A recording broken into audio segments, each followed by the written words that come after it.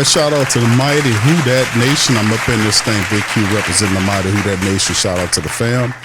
We up in this thing, man. We got an article we're going to cover with you guys. 3 trade targets the Saints should circle for the 2026 offseason, man. Like to hit the goal. Shout out to FanDuel, our official sponsor of the show. Shout out to the Patreon champions, YouTube membership family for being in the stream. We up in this one. Let's get right into this article, man. 3 trade targets. Shout out to Sports Illustrated. With the scoop, Saints should be aiming for this offseason, man. Who should we be going according to what they're saying? Saints shouldn't leave any stone unturned. Saints are in a position salary cap wise in a long time entering this offseason. One of the best times. This is one of the best situations salary cap wise we've seen. So on top of this, the Saints coming off a season that brought exactly what the franchise needed. Hope. New Orleans went 6-11 in 2025, which actually was one game better than the previous season. That's not the point, though. The Saints won 5 of Tyler Shuck's 9 starts and are poised for more in 2026. So that's why the offseason is so important. The Saints realistically could make a run at the top spot in the NFC South in this year, depending on how the offseason goes. With the offseason starting up, various free agents have already been talking about as possibilities for the franchise. Here's a look at the free agency doing and what about the trade block? The Saints need to be aggressive. Right. So let's see what the writer's penning on. Right. Here are 3 trade candidates for the Saints to target. DJ Moore, current team Chi-Town Bears, landed a 4-year, $110 million deal with the Bears that has him under contract through the 2029 season. While this is the case, his role with the Bears took a step back in 25. He had 50 catches, over 600 yards, 6 TDs in 17 games. He had almost 1,000 yards in 24, 1,300 yards in 2023, and was listed as PFF listed potential offseason trade candidates. And it's not hard to see why. He is all of a sudden talent in the world, but the Bears have cheaper options in Luther Burden and Rome Odunze. So and that's interesting because, you know, you're bringing in him. To me, and this is just my thought process, I don't know if I would go for DJ Moore. I like his talent. This is the former Carolina Panther wide receiver that did a lot of positive things. The guy can play ball, but it kind of reminds me, his game to me is similar to what Chris Olave does. And if I'm looking to make a trade to get another wide receiver, I want to see if I can get another guy, you know, that's of the Valley mode, like a big possession wide receiver, to form a perfect tandem. I don't want to go get the same type of wide receiver, even though he's productive. I give you that, but still in all, I don't know if I would make that move. But interesting, Jermaine Johnson II, current team is the Jets. He mentions Jermaine Johnson, hot name on the trade block ahead of the 2025 trade deadline. Although the Jets didn't end up moving him, Cameron Jordan and Demario Davis up in the air with free agency coming, would be wise to at least think about adding another edge rusher. Now, Johnson has elite upside and will pair well with Chase Young, or hopefully Jordan and Davis if they return. Another interesting call right there. Then he mentions Marlon Humphrey, current team Baltimore Ravens, another guy on the PFF list of potential trade candidates. Humphrey is a 4-time Pro Bowler, and Alontae Taylor hitting the open market this offseason would be good to add another experienced veteran corner. So these are some of the people that he's talking about here, adding to the mix. Now, Jermaine Johnson is an interesting player here because what Jermaine Johnson brings to the team would be interesting, right? And we know he's a Jets linebacker, 6'5", about 250 pounds. And, we always looking to kind of drive for versatility, and this is what his numbers was. He's a former first-round pick back in 2022 by the Jags, pick 26 overall. Jets, out of Florida State, 27 years of age, very athletic, 6'5", 254, but it got 3 sacks on the year. He had 43 total tackles in the roles for the Jets. And, he's listed as a linebacker, but they kind of see him more as a kind of a tweener player for the Saints to add. And remember, these are trade candidate type guys. These are trade candidate guys who the Saints will have to look at and say, hey, man, we could, could we do something to use a guy like him? And then, of course, the other one he mentioned was Marlon Humphrey. Humphrey is a solid cornerback. This will be a pricey situation. 29 years of age, 6 feet tall, a 210-pound physical cornerback out of Alabama back in 2017, 53 solo tackles, tied for 75th in the league. He had 2 forced fumbles, 4 picks, which is tied for 8th in the NFL, and he had 13 pass breakups. This guy is a good player, but like I said, this is one of these situations, right? He had 68 total tackles, which is a pretty solid cornerback. Adding Marlon Humphrey to the room, in my estimation, would be solid because, you know, he's a veteran cornerback. We do have a couple of young guys there. Kool-Aid McKinstry is there. We have, you know, a couple of players that we really need to kind of pay attention to insofar as their development. Like, we've seen Kool-Aid McKinstry struggle mightily. Quincy Riley's there. His upside is very popular too. And how they have it, and it wouldn't be a bad idea for the Saints to add, you know, some talent in terms of Marlon Humphreys. But once again, what does that contract look like? And when you're bringing on guys like this, and what would a deal look like to acquire a Marlon Humphreys, which I think it'll be a solid move to get him. I think he would definitely add value to the Saints secondary. Our secondary was one of the tops in the NFL. Was like ranked 4th or 5th in the NFL last year, secondary wise. So adding Marlon Humphrey would definitely work. Jermaine Johnson is more of a, you know, a prospect. You know, we've not seen him tear up the ranks, so to speak, but I mean, he's definitely an athletic player that do some things. And he had 7.5 sacks in 2023.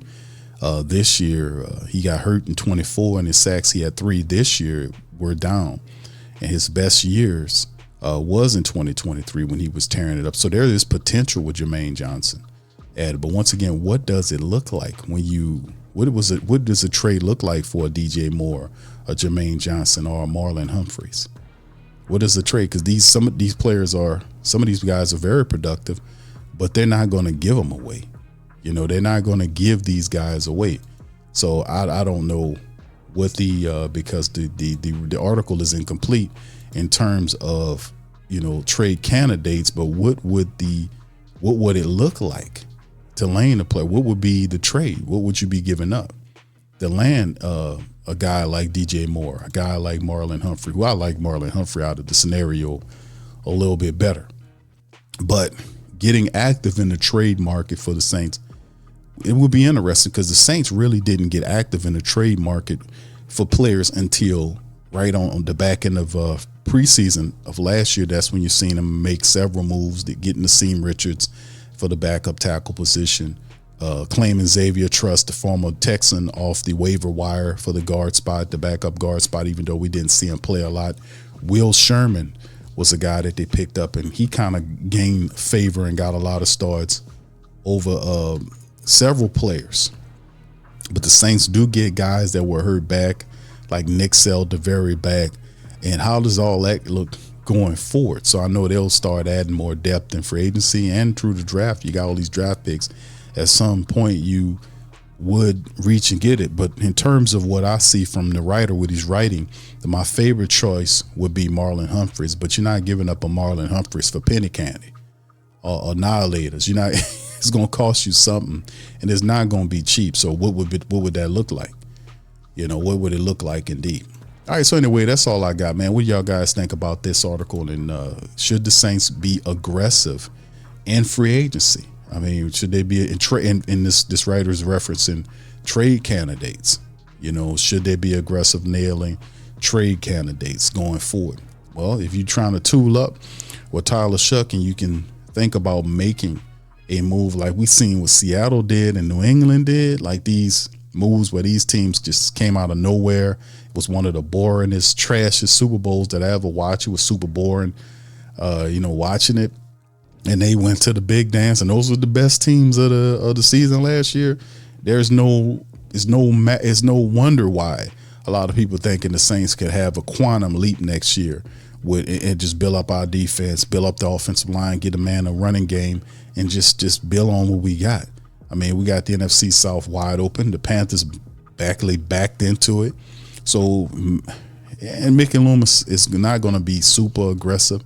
You know, he is just not the energy that he's giving off this year. Like, we just going to go on a rampage and start signing different people. I think the Saints are going to be smart and meticulous in their signings. Just because they have the money don't mean they're going to go and do it. We did have Gail Benson coming out in rumors saying that she didn't want them to spend as much money, so I guess they'll do what they need to do to get us over the hump. But that was also said prior to all the success that we started seeing as well. So we'll see how that all works, man. We'll see how it all goes, man. We'll be here to chart it all.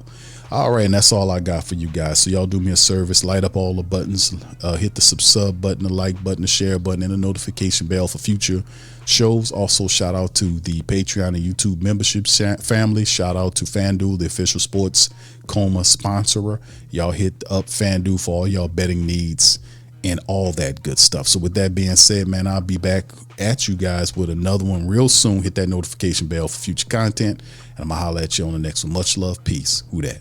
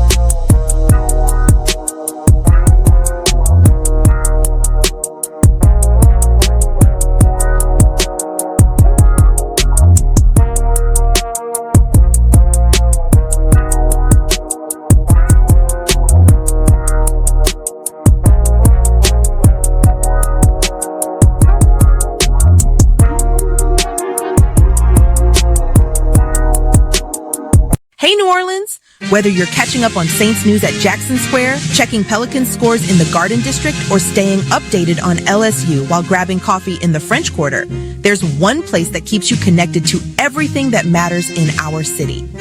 From Bourbon Street to the Superdome, from Preservation Hall to the Riverfront, New Orleanians are staying in the know with the WhoDatDaily.com. Your daily source for Saints, Pelicans, LSU, and all the sports, music, and culture that makes our city special. At work downtown, at a game in the Dome, or just relaxing by the Mississippi, wherever life takes you in the Big Easy, you can stay connected. Because when you're from New Orleans, you don't just live here. You stay in the NO. That's stay in the know. Visit the WhoDatDaily.com and never miss what matters most to Who Dat Nation. Welcome to the Pro Shop, where we create authentic NOLA-inspired clothing for men, women, and children. From Saints jerseys to Pelicans gear, everything's crafted right here in New Orleans. Whether you're shopping the Pro Shop, the Pel Shop, or the Pro Shop Kids, we've got your whole family covered with genuine merchandise that represents our city's spirit. Check for links in the description section below or in the chat.